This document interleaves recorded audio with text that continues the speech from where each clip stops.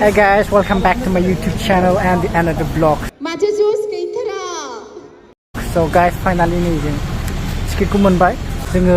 गेमखौ नायनो थाखाय बिराद excited and guys नोंथांमोना मिथिखागौ so मास्कखौ मानो थाखाय गानदों so दारि हरदों and बिनि थाखायनो आं गाननाय जादों so नोंथांमोना मेनेज खालाम जाबाय so दा जों सासे लोगो दङ ओरैजाय नायनो हागोन नोंथांमोन प्रकाश थांगासिनो जों हाय बोलो हाय हाय बोलो हाय हाय बोलो हाय बोलो हाय हाय गजब बेइज्जती है स्किटखौ जों दहाय केरिसियाव लायग्रोदोंमोन ओमफ्राय केरिसियाव जोबनायखाय नैबेयाव लांफैबाय जोङो फाग्ला बाबा खाथियाव थ' दा जोङो थांगोनसै आं नोंथांमोना नायलांबाय थाबानो जाबाय भिडिअखौ थ' आइ होप नोंथांमोना भिडिअखौ इन्टारेस्टिं मोनो कार स्टेन्ड बाइक स्टेन्डआ नैबेयावनो गाइस दा नै दाखालि जों बड'लेण्ड एफसिखौ नुयिनि थाखाय दिनै नायफैबाय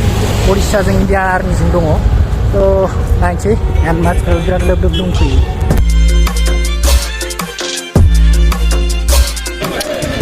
दा गेट सफैबाय नै गाइस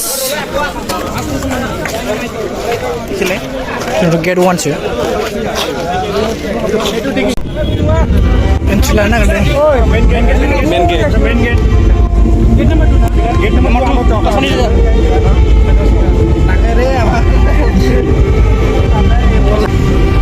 सादा जायो होनना सोंदों ना मादों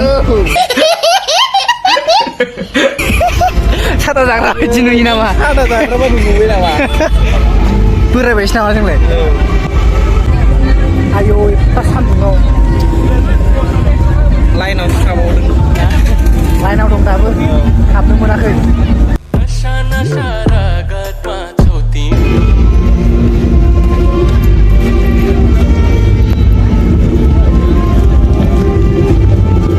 फाइनाली दा जों नै गेटनिफ्राय हाबबोबाय एन्ट्रि जाबाय स'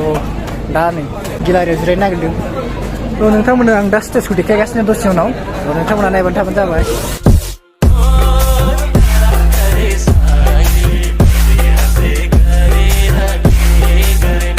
खुलुमबाय क'क्राझार आरो खनसे खुलुमनाय जासिहरबाय बर'नि नै मालायनि साथायाव हाबनासो दंफैयो जों आब'नि साथायाव आब'मोननि साथायाव माथो जुस गैथारा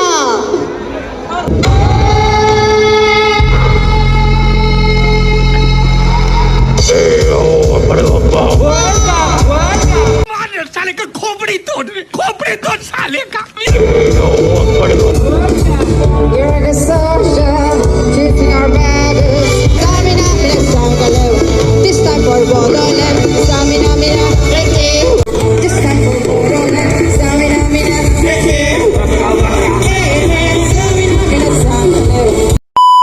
अच्छा लगता है मैं इंडिया को पिक करता हूँ मैं Orissa Let's see. Orissa Jeet Hope for the best. जाला सिङाव बसजोब्बाय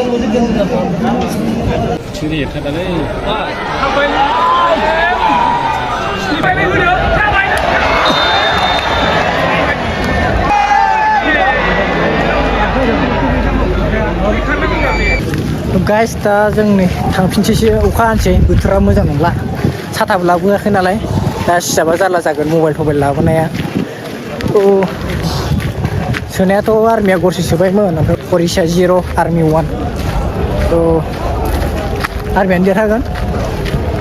मैच कैसा लगा अच्छा ही लगा और इंडिया आर्मी ने एक गोल दिया है उड़ीसा को वो थोड़ा बोरिंग है गेम और बारिश भी आ रही है और हम इसलिए जा रहे हैं अम्ब्रेला भी लेके नहीं आया ना हम लोग तो बे मबाइल लाबोनाया एसे डिस्टार्ब जागोन नालाय that's why जों दा थांफिनसै